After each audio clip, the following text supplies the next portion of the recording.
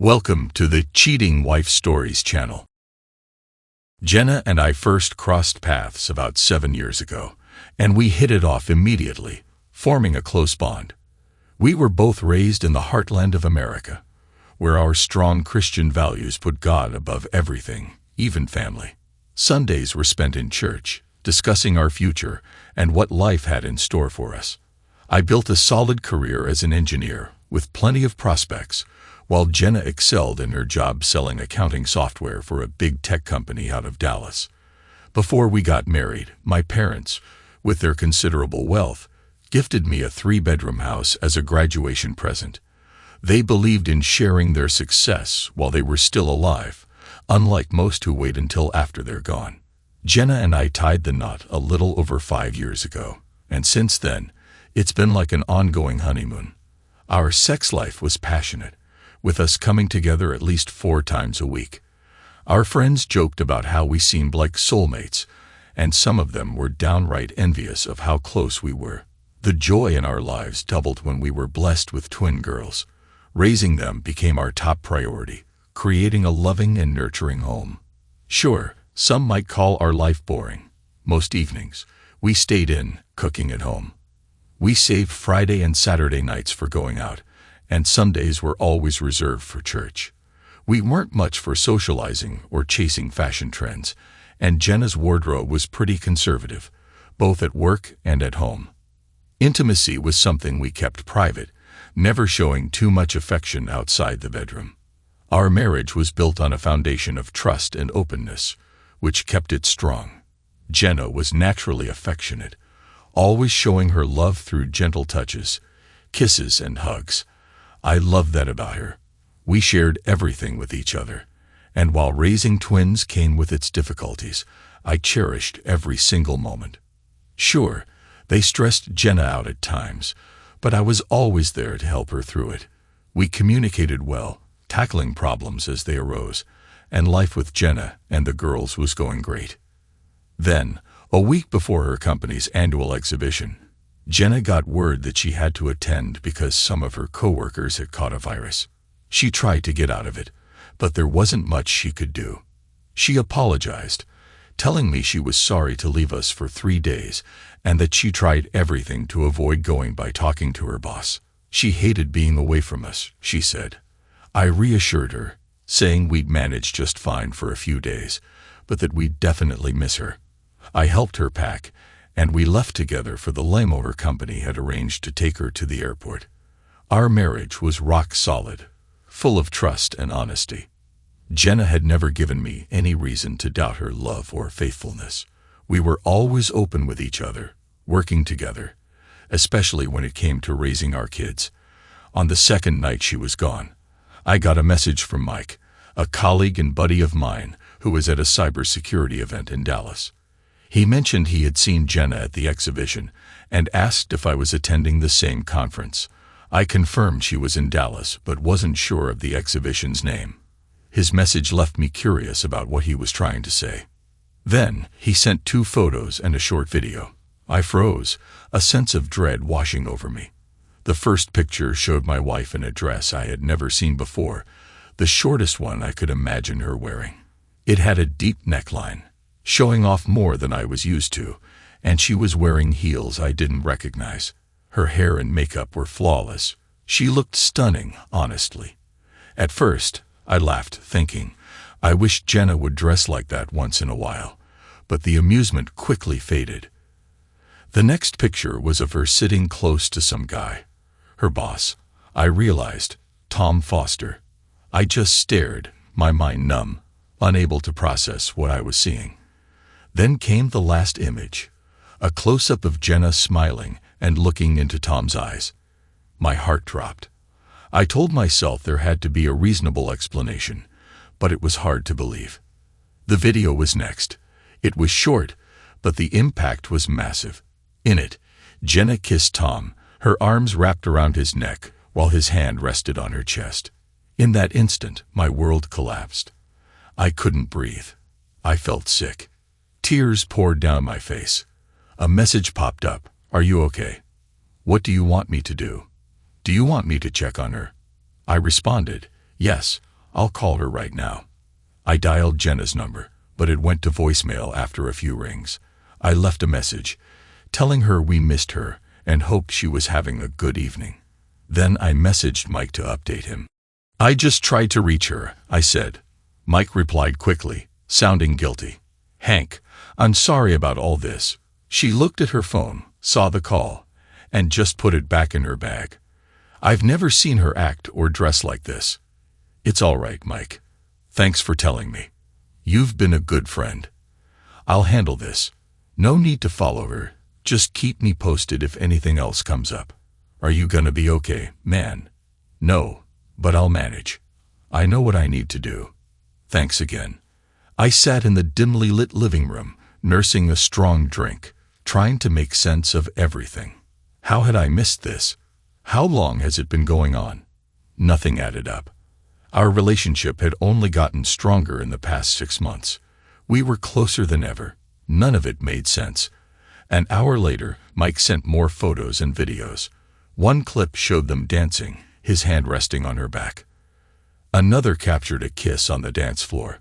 A photo showed them locked in a deep kiss, completely unaware the music had stopped. I knew it was over between Jenna and me, but there was still so much I needed to understand and work through. Using my problem-solving skills from years as an engineer, I spent the next few days carefully plotting my next move. Then, Jenna surprised me with a call around 10 p.m., right after I'd received the last of those gut-wrenching photos. I took a deep breath, determined to keep my emotions in check and not let on that I knew anything about what had been going on. "Hey, sorry I missed your call earlier," she said, her voice soft and sweet. "I was at a dinner meeting and couldn't talk. I miss you so much, babe. I wish I could be there with you, cuddling under the covers, showering you with kisses. I miss you too, Jenna. I love you so much, and I appreciate you calling. The girls are doing great, by the way. I'll send you some photos. They miss you like crazy and can't wait for you to come home. I tried to get out of here tomorrow, but my boss insisted I stay. I hate being away from you guys, but we'll celebrate when I'm back." "You finished for the day?" I asked, trying to sound casual. "Yeah, I'm about to go to bed. It's been a long day. Love you, babe. I'll call you tomorrow. Good night. I love you more than words can say, Jenna. Good night." After I hung up, the tears came again. Everything I'd said was true. I did love her more than anything in this world. A part of me still hoped this was all just a horrible nightmare. But as the hours ticked past midnight, I couldn't sleep. My mind kept racing. Was she really in her hotel room? What was she doing right now? That question was answered when another message from Mike lit up my phone. It was another photo, this time of Jenna and Tom sitting on a couch in the hotel lobby. They were kissing, his hand sliding up under her skirt, while her arms draped around his neck. They looked like a couple in love, shamelessly showing affection in public. And one last thing, buddy, Mike's message read, "I'm done for the night, but it looks like she's busy. Let me know if you want me to stop. I can put an end to this." I stared at my phone, trying to keep my emotions in check. "It's tough to see, but thanks for the photos. You don't need to follow her anymore. Let her go. It's her mistake, not yours. I appreciate everything you've done. I'm so sorry, man. I'm here if you need me. Thanks. I'll take care of it." I cried myself to sleep that night, knowing that the woman I loved more than anything had betrayed me. Exhaustion eventually took over, and I found some brief comfort in remembering our wedding vows and the joy of raising our daughters. The next morning, Jenna sent me a flurry of affectionate messages, filled with hearts, kisses, and emojis. She told me how much she missed me and the girls, even hinting at a passionate night together when she got home. When she finally returned, she was nothing but sweetness, acting like nothing had happened. I started to wonder if maybe she had some kind of dissociative disorder or was unknowingly medicated. I searched for any kind of explanation, but deep down, I knew I had to face reality and prepare for her return. Our conversation seemed normal, with Jenna telling me how much she longed to be back with us. What hurt the most, though, wasn't just the affair itself, but the lies she told to cover it up. That deceit felt just as devastating as watching her kiss Tom in those photos. After learning of Jenna's betrayal through Mike's messages, I decided to take action. Using my tech skills, I discreetly installed tracking software on her phone, which I'd initially gotten to keep track of lost devices. I made sure to get the latest version, and even walked Jenna through setting it up, acting like it was just for convenience. The software had a voice recording feature too, which could capture calls, texts, and emails, automatically uploading everything to the cloud. Let me be clear, I never intended to spy on her before this, but after what I'd seen, my trust was shattered, and I felt like I had no choice. My top priority now was protecting our daughters, and if possible, salvaging our marriage. Caring for the twins kept me busy, which gave me some reprieve from the constant heartache. Whether it was making them breakfast, cleaning up their toys, or playing dolls, those moments were a lifeline amidst the chaos. Let me tell you, taking care of 3-year-old twins is no small feat. It was around 2 p.m., and I had just put the girls down for their nap. After tidying up the house and taking a shower, I sat down at the kitchen table to catch up on things. Jenna had sent me 6 more sweet messages, saying she'd call at 5 p.m. when her workday ended. After reading through them, I logged into the cloud account from my laptop and reviewed everything that had been recorded since I'd set up the spying software. I was speechless as I read through the texts between her and Tom. Here are just a few excerpts. "You were amazing last night, babe. Can't wait for tonight. Thanks, honeybee. I had a great time too. Let's meet in my room after work before dinner. Sounds good, but I need to call my husband first. I'll be ready by 5:15. Does he suspect anything? Of course not. He thinks I'm still in love with him. We've kept it a secret for over 6 months, and he has no clue. Don't worry." My blood boiled. Honeybee. That was my nickname for her, something I called her during our most intimate moments. Now she'd given it to him. How blind had I been? What kind of fool was I? I slammed the laptop shut and hurled a lamp across the room, watching it smash against the wall. Rage that I had been holding in finally exploded. Just as I was about to throw something else, I heard the twins crying from their room. Their cries brought me back to reality, and I quickly calmed down. I rushed into their bedroom, scooping them up in my arms, holding them until they settled down. After cleaning up the broken glass from my outburst, I let the girls play in the living room while I poured myself another strong drink, trying to process everything that had happened. In my mind, our marriage was beyond repair, and it was time to act. I didn't have the emotional energy to listen to more of their conversations or go through any more files, so I let them pile up in the cloud. My plan was to keep up appearances with Jenna, pretending to be the loving husband she thought I was, while quietly figuring out my next steps. I needed to contact a divorce lawyer, hire a private investigator, and ensure I could get custody of the girls. Their well-being was the only thing that truly mattered to me. "Hey, sweetheart." Jenna's voice came through the phone. "How are the girls doing?" "They're missing their mommy," I replied, keeping my voice steady. "Oh, I miss them so much," she said, her voice filled with affection. "And of course I miss you too. I can't wait to wrap my arms around you when I get back. I'm going to give you the biggest kiss you've ever had." I played along, just like I'd planned. "I think of you constantly, darling. I can't wait to hold my loving, beautiful wife again." "Soon, my love," she purred. "We'll be together soon." I somehow kept it together, and our call lasted exactly 15 minutes. At 5:15, she ended the conversation with, "I love you, Hank. I've got to catch the bus back to the hotel, but I'll message you later." "I love you too, sweetheart," I responded, knowing full well it was just another lie rolling effortlessly off her tongue. She had gotten good at this. As I hung up, the hurt from her deception was now turning into something darker: contempt, anger, and a need for revenge. I had loved her with every fiber of my being, and the betrayal cut deeper because of it. But I was determined to expose her lies and make her face the consequences. When Jenna returned from her trip, I greeted her at the airport. She embraced me, just as she had promised, and kissed me like nothing had changed. Either she was a world-class actress, or she still genuinely cared for me. I couldn't figure it out. Was her affair with Tom purely physical, or was there something more?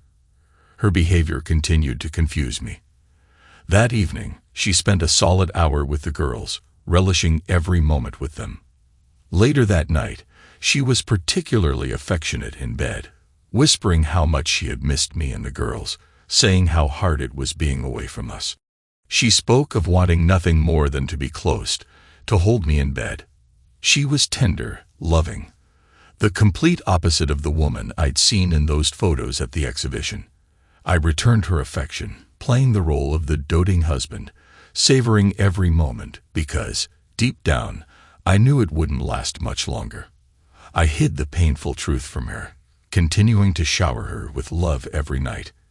To everyone else, our relationship looked perfect. People even invite us. But it was all just an act. For 3 long months, I watched closely for any signs of infidelity, but I saw nothing out of the ordinary. Jenna came home at her usual time. No unusual phone calls, no strange messages. A part of me even started to hope that maybe it was all a mistake and that things might somehow fix themselves. Then one day, I got a call from Carlos, the private investigator I had hired. We arranged to meet the next day at his office downtown. When I arrived, he greeted me and led me into a conference room. "Good afternoon, Hank. Good to see you again." "Likewise, Mr. Carlos," I replied, bracing myself for what was coming. "I wish I had better news," he said, his expression serious. "Unfortunately, I have some tough information to share. Are you ready to go over our findings?" I sighed and nodded, though I already knew deep down what he was going to say. Carlos placed a thick leather binder in front of me. It was divided into sections: text messages, voice transcripts, video calls, phone records, and photos. "Mr. Carlos, before we dive in," I said, rubbing my temples, "I'm confused. I've been monitoring her closely for the past 3 months, and nothing has seemed off. She's been the perfect wife. None of this makes sense." "Let me walk you through it," Carlos said calmly, "and we'll see if anything becomes clearer." I hadn't been able to bring myself to review the files in the cloud, clinging to the hope that somehow this would all work out. But that hope was shattered as Carlos flipped through the pages. There were over 75 pages of text messages, 25 pages of emails, and 75 pages of time-stamped photos showing Jenna and Tom going in and out of hotel rooms together. There were over 82 video calls and 50 pages of phone transcripts. Jenna and Tom have been meeting at a motel at least 4 times a week for the past 3 months.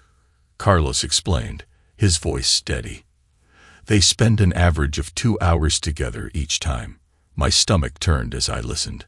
And then Carlos showed me a photo of a second man. "For the past month, it seems she's also been seeing this man," he said. "Do you recognize him?" I stared at the photo, feeling the blood drain from my face. "Is that Charlie Gray? He's the CEO of her company. Are you telling me she's involved with 2 men? One of them being the CEO?" Carlos' expression softened. "I'm afraid so. Based on the evidence from the text messages, phone calls, and videos, it's clear she's been in a physical relationship with both of them." He paused before continuing. "There's a video labeled Balcony. It shows them engaging in an intimate moment on the balcony, with Charlie behind her as she leans over the railing. They didn't realize they were being recorded. The footage is in high definition. We have clear close-ups of their faces, and the audio was recorded too." Carlos played the video on a massive 80-inch screen. My heart shattered into a million pieces as I watched the woman I once adored lean over the railing, with her CEO standing behind her. I felt like I was going to be sick. I had to step out of the room for a few minutes to regain my composure before I could face more of it. When I returned to the conference room, I urged Carlos to continue. I needed to know everything about what my wife had been up to. The video labeled Balcony 2 showed your wife with both Charlie and Tom at the same time, Carlos said, his tone somber. I'm sorry to have to show you all of this, but since they were in public, these recordings could be useful if you decide to move forward with your divorce and custody case. I sat there, my mouth hanging open, still struggling to comprehend how this could be Jenna. I prayed desperately that there had been some mistake. Hank, Carlos continued, we've looked into both Tom Foster and Charlie Gray. Tom has been married for 10 years and has 4 young kids. Charlie has been married for 25 years with 3 grown children. The text messages between your wife and Tom reveal that Tom introduced Charlie into their activities after Jenna expressed interest in, well, a love triangle. It's tough to read, but I'll leave it with you to review on your own time. Here's the folder and a USB drive with everything. Your lawyer will likely need them both. When I met with my lawyer, she was shocked at the sheer volume of evidence we'd gathered. She couldn't believe that Jenna had managed to hide her infidelity so well at home. Jenna kept playing the role of the devoted wife and mother, acting like everything was perfectly normal. My lawyer laid out the various legal options based on the evidence I'd provided, but she needed time to review everything fully. We scheduled another appointment for the following week, and I instructed her to start filing the divorce papers as soon as possible. As I left the lawyer's office, I felt hollow inside. I knew it was over long before these meetings, but watching those videos had extinguished any last hope of reconciliation. I couldn't shake the question, who was this woman I thought I knew? Later that evening, after putting the girls to bed, Jenna and I sat down to watch a movie I found on Netflix called Unfaithful. I'd heard it was good, so I casually suggested we give it a shot. Knowing the film's theme, I had prepared myself for a conversation I needed to have. During the movie, I nonchalantly mentioned a female intern at my office who had been flirting with me for months. Can you imagine me with another woman? I chuckled, trying to keep things light. Jenna's eyes narrowed. Really? Who? If I catch you even thinking about being with her, I'm gone. You're mine, and no one else's, she said, dead serious. It was mind-blowing how she could be so indignant about the idea, given her own actions. It was driving me mad. Hank, why didn't you tell me about her sooner? What's her name? She pressed. Relax, Jenna, I said, forcing a smile. She's just a young, flirty intern. I've completely ignored her. What about you? You're the most beautiful woman in your office. No one flirts with you. Of course not, she snapped. They all know I'm married, and I'd never cheat on you. So, in all the years we've been together, you've never once entertained the idea of being with someone else. Not even a friendly kiss. Have you ever cheated on me? Her anger flared. Are you serious right now? How could you ask me that? I constantly tell you how much I love you. I've always been faithful to you. I can't believe you'd even think that. I quickly apologized, agreeing with her to keep the peace, and we resumed watching the movie. I chuckled to myself. She could have been an actress with how convincing she was. No wonder she was so good at her job. Once the tension died down, she leaned against my shoulder, and I knew it was time. I picked up my phone, opened the messaging app, and pulled up a photo of Jenna and Tom kissing on the dance floor, his hand resting on her behind. What are you doing, Hank? Why aren't you watching the movie? Because what I'm looking at is a bit more real, I replied calmly. What do you mean? She asked, her voice growing uneasy. I muted the movie and turned my phone screen toward her. The image of her and Tom locked in a passionate kiss filled the room. She froze, her mouth moving as if to explain, but no words came out. That's quite the kiss you're giving, Tom, I said, my tone sharp. Where did you get that? She finally managed to ask. You were at dinner with your pal Tom Foster, right? My friend Mike spotted you too and texted me to confirm if it was really you. Turns out it was. And he sent me this. I've got to say, you looked stunning in that dress. I've never seen you wear something so revealing. Trying to impress your boyfriend, maybe. Go ahead, I'm all ears. What's your explanation? She fumbled for words, her confidence wavering. It was just one dance, Hank. He was drunk, and after the song ended, he grabbed me and kissed me. What you don't see is that I slapped him right after and caused a scene. I'd never let that happen. I bought that dress for a business dinner and didn't realize how revealing it was until now. I'm so sorry. I could see she was trying to salvage the situation, but I wasn't convinced. I get it, things happen. Was that the only incident? Yes, baby, and it won't happen again, she said, her voice shaky. I played along, letting her believe I was buying into her excuses. We resumed watching the movie, but I could tell Jenna was on edge. After a few minutes, I reached for my phone again, this time playing a video of her and Tom sitting on a couch, his hand sliding under her skirt. She shot me a panicked look. What are you watching now? Remember that night you called me, saying you'd had a long day and were heading to bed? Yes, she whispered. Well, Mike sent me another message about 2 hours after that. This time, it was a video. Want to see? I asked, hitting play. The video showed her and Tom kissing on the couch, his hands roaming where they shouldn't have been. I'm eager to hear a new explanation, I said, smiling. By now, my anger had turned into something colder, contempt and a strange sense of amusement at her desperation. Jenna's voice trembled. Hank, I'm so sorry. After we hung up, Tom called me to discuss a client issue we have for the next morning. He asked me to meet him in the lobby to go over some details. I had a few drinks and got a little tipsy. You know how I am when I've had too much. I know the video looks bad, but nothing else happened. I told him to stop, reminded him that I was married. And then I went to my room. I raised an eyebrow. That's part of the problem, honeybee, I said, watching her flinch at the nickname. I've always believed you, but in the last 20 minutes, you've lied to me twice. Can you understand how I feel? Here I am, sitting at home, and the woman I love is off kissing her boss in some bar, wearing the most revealing dress I've ever seen her in. How do you think I feel? Hank, I love you, she sobbed. That was 3 months ago. Why didn't you confront me earlier? Honestly, I said, staring her down. I wanted to see if you'd come clean on your own. I hoped you'd be as honest and transparent as we've always been with each other. But now I see where we stand. So tell me, are there any other lies? Do you have feelings for him? Are you thinking about leaving me? I was toying with her now, enjoying the way she squirmed under the weight of her own deceit. She started crying harder, swearing up and down that she loved me and only me. Jenna, please don't keep telling me how much you love me.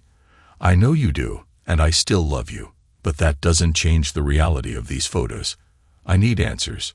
Are there any more lies? She took a deep breath, trying to calm herself. Hank, please believe me, nothing more than a kiss happened. I told him to stop every time. I don't know what Mike told you, but you have to trust me. I sighed, pretending to consider her words. All right, baby, I trust you. But here's what I don't get. Why did you dress like that for him? You've never worn something like that for me. Was it for him? And do you have feelings for him? Please, I need the truth. Her tears started up again. No, Hank, I only love you. I never want to lose you. I don't know why I dressed that way. Maybe it's because the other women were wearing similar outfits, and I wanted to fit in. I felt insecure. But nothing happened. I swear. I gave her a long look, my mind already set. I understand that, but why didn't you tell me about Tom and your interactions? If nothing happened, why hide it? I didn't want to upset you, she whispered. He's my boss, and I didn't want to risk my job. If anything had actually happened, I would have told you right away. You believe me, don't you? I comforted Jenna with a kiss, gently holding her as she cried. That moment marked the beginning of my month-long plan to get my revenge. That night, we made love, and I found myself detached, imagining her as if I were one of her lovers. I wasn't about to deny myself her body, nor would I caution her about anything unusual. She played her role perfectly, but at that point, I didn't care. She was more passionate than ever, trying to convince me that I was the only one in her heart. This routine continued for the next few weeks. Every night, her performance was flawless, and I simply sat back and enjoyed the show. The next morning, I checked the cloud for any new messages with Tom. As expected, she didn't disappoint. Oh my God, someone took photos of us at the exhibition and sent them to Hank. His friend saw me at the restaurant without Hank. I'm not sure if he knows yet, but the video showed us kissing. Dan, now that you mention it, I remember a guy with a phone across from us. I didn't think much of it at the time. How did Hank react? Nothing. I convinced him it was no big deal. He has no idea I spent the night in your room. I told him it was just because I had a few drinks and made amends. He's always been easy to sway. A few kisses and some good sex, and he forgets everything. Be careful, babe. We'll meet tomorrow at 1 p.m. as usual. Can't wait. Love you, honeybee. Love you too. That was the last message. I sat there for a moment, taking it all in. Sure, I felt like the world's biggest fool, but there's a strange satisfaction in plotting your revenge. So I continued, carefully and deliberately. Meanwhile, I enjoyed watching Jenna's little charades, waiting to see how many more lies she could tell. My first priority was to secure my financial affairs. I transferred funds, closed accounts, and the like. I kept my main Visa card active but reduced the credit limit to $2,500, just enough to prevent any serious damage. Jenna remained completely oblivious to my growing rage, never suspecting the changes I was making. I confirmed with my lawyer that since I owned the house before we were married, I wouldn't be forced to leave once the papers were served. Then I composed the infamous email.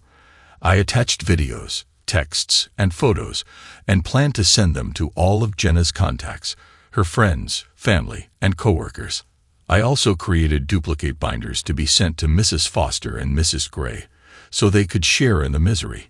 These would be distributed at the same time the legal notifications were delivered. My lawyer was also preparing to file public civil lawsuits against both Tom, her boss, and Charlie, the CEO. Given the company's prominence on the East Coast, my lawyer was eager to drag the CEO into the mess. We were planning to propose a settlement before the full extent of their actions was revealed. I also worked with a child services attorney to ensure I get full custody of the girls, gathering all the necessary documentation. For weeks, everything seemed normal. Jenna and I spent time with the kids, acted like the perfect couple, and kept up appearances. Our conversations avoided the elephant in the room, and I'm sure my silence drove her crazy. The uncertainty of what I was thinking must have been torture. To mess with her, I dropped a few probing questions here and there. So, Jenna, I asked casually one evening, has your boss done anything about what happened at the exhibition? Is there anything you need to tell me? I knew everything from her conversations with Tom, but it was entertaining to watch her lie. I could even predict when she was about to do it. She kept her composure, though, telling me that nothing had happened and that their interactions were strictly professional. We've been so busy, we hardly talk anymore, she said, her voice steady. I smiled to myself, still amazed at how easily she could lie to me. The mother of my children, the woman I once loved. That night, I decided to release the last of my anger. I confronted her, not with words, but by taking full advantage of her in bed. Oh my God, Hank, she gasped, breathless. What's gotten into you? You're being so wild tonight. I've never seen you like this, but I enjoyed it. I just smiled to myself, knowing this would be our last encounter before everything blew up the next day. I was going to take everything I could from my soon-to-be ex-wife. The next afternoon, the sheriff walked into the office of Omnitech Industries and asked to see Mr. Gray. Moments later, Sheriff Clark handed Charlie an envelope. Mr. Gray, you've been served. Charlie stood alone in his office, clutching the envelope, fear overtaking him as he read the complaint over and over again. He quickly summoned Tom to his office. By that time, Tom had also been served. What the hell? How did this happen? Tom demanded as he stormed into Charlie's office. If my wife finds out about this, I'm done, Charlie growled. This is on you. You promised me this woman would never leave us exposed like this. Fix this, Tom, or I'll ruin you and your family. Understand? Charlie was not a man to be crossed. He had clawed his way to the top of a multi-billion-dollar corporation and had no intention of backing down. Tom hurried out of the office, his mind racing. He needed to talk to Jenna immediately. As he made his way down the hall toward her office, he saw the sheriff leaving from the same direction. Bursting through her door, he found Jenna sitting at her desk, tears streaming down her face. What happened? She stammered, her voice choked with emotion. How did he find out? I don't know, but I've been served with divorce papers, Tom replied. And Gray and I are both facing civil lawsuits for our actions. There must be more evidence than just those 2 photos you showed me. You need to convince Hank to drop this, or Gray will destroy us. Oh my God, Tom. This is terrible, Jenna sobbed. I don't want to lose Hank. I have to find a way to fix this. Do whatever it takes, Tom urged. Go home. Talk to him. Make him see reason. Call me tonight if you can. Keep me updated. Trembling, Jenna packed up her things and drove home. The man she loved, the father of her children, was divorcing her. She didn't want it to end like this. She genuinely loved Hank, but she couldn't resist the excitement of the affair.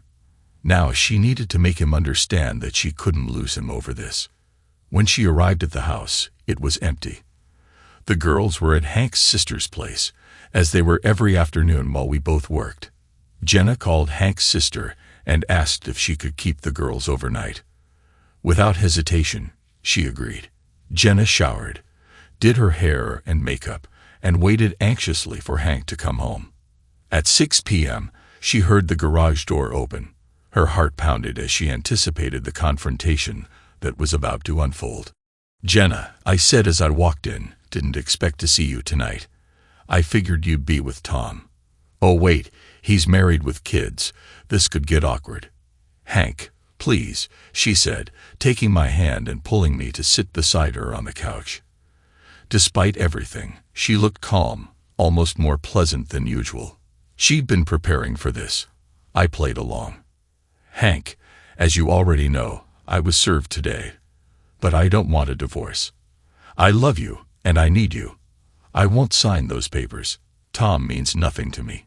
Yes, we had sex, but it wasn't love. I just needed it. And I'm so sorry. It'll never happen again, I promise. Oh, you promise?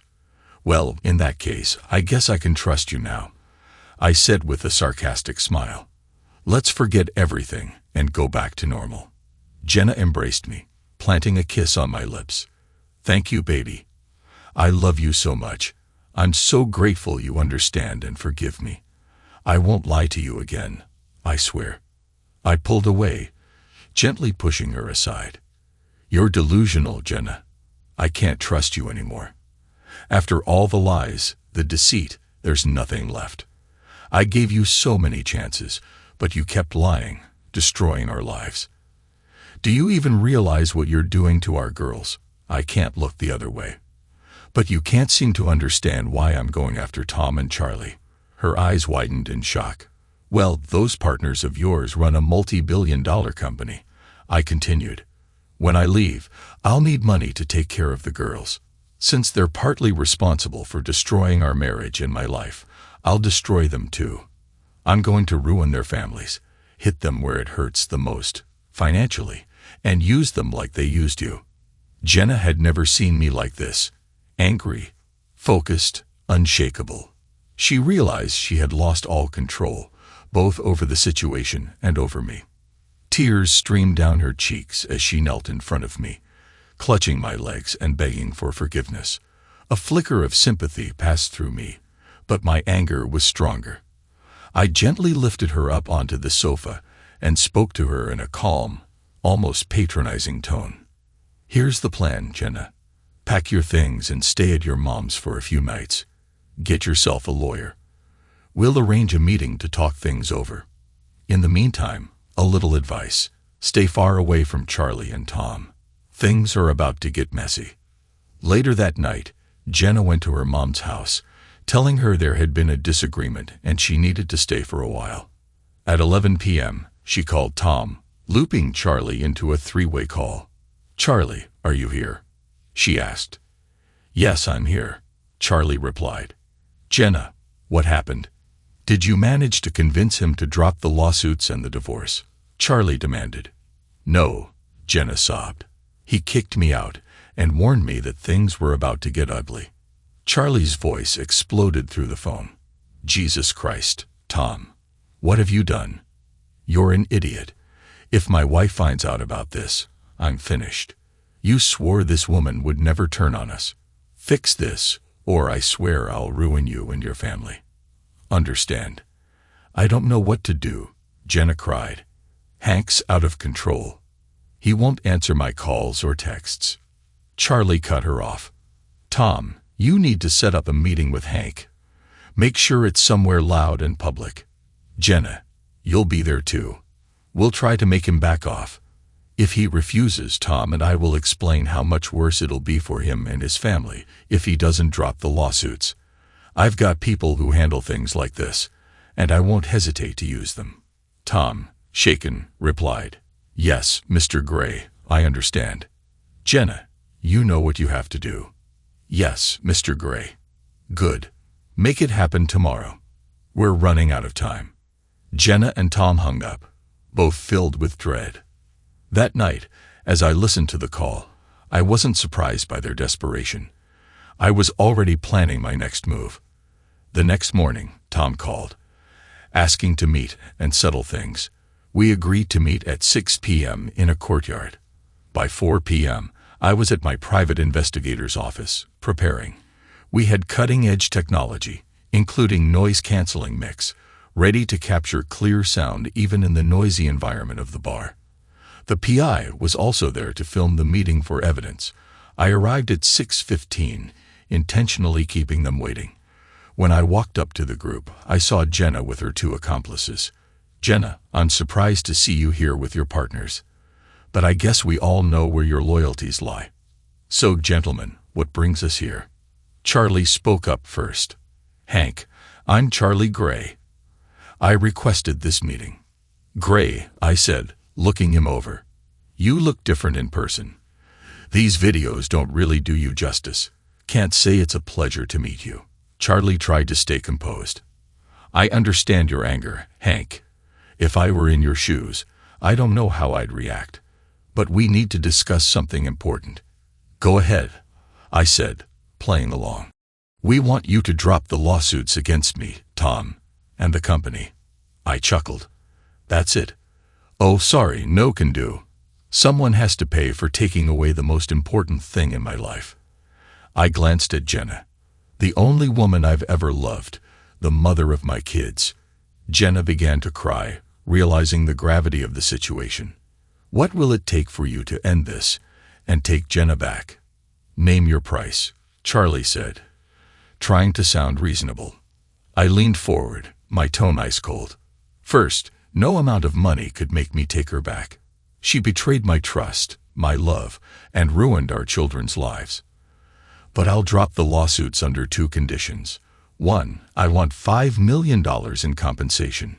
2, I want to meet both your wives, and Jenna has to confess everything to them." Charlie's face twisted in anger. "Go to hell, Hank. I'll give you $100,000, and you'll sign an agreement to keep this quiet forever." I smiled, unbothered. "That's not going to cut it. But I'll drop it to $4 million on one condition. Your families must know the truth." Charlie's rage flared. "You're sealing your fate. Think it over, Hank. Drop the lawsuits and take Jenna back. It was just a fling. We can resolve this." I pulled out my phone and sent 2 prearranged text messages. Then I accessed my email and hit send on the messages containing all the videos, photos, and texts. They were now in the inboxes of Jenna's friends, family, and coworkers. Meanwhile, Two couriers I'd stationed outside Charlie and Tom's homes were delivering packages to their wives, filled with binders of evidence. Charlie's phone rang. Then Tom's. Their wives were calling. Charlie shot me a look of pure fury. "What the hell, Hank? I'm talking to you. Are you dropping the lawsuits?" I leaned back, keeping my voice calm. "My answer to you, Tom, and Jenna is this. Go to hell." Just then, both Charlie and Tom's phones rang again. Their faces turned pale as they realized the magnitude of what had just happened. Jenna looked at me, confused. "What's going on, Hank?" she asked, her voice trembling. "Check your email," I said. "I think you'll understand soon enough." Charlie, red-faced and seething, pointed at me. "You're dead, Hank. I'll slit your throat and watch you bleed out like a dog." With that, he stormed out of the bar. Tom, on the verge of tears, turned to me. "Why? Why would you do this to me?" I raised an eyebrow.